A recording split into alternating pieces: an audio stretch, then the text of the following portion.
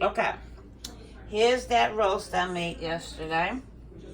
I sliced it up and all that good juice. If you saw the video yesterday, I did a pork roast, marinated it with the orange juice mixture. Look at that. These were some collard greens. This is the potato salad, and this is the string beans with the potatoes and bacon in it. But back to this meat.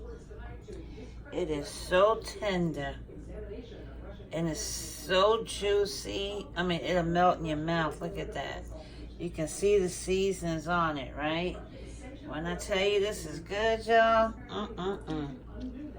make you want to smack somebody.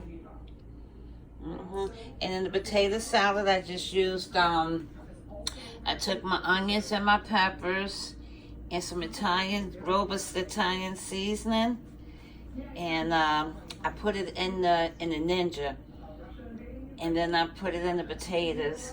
I have onion powder. I have celery seed in here, mayo, relish. I didn't put mustard in this one. This is really good. Everything is good.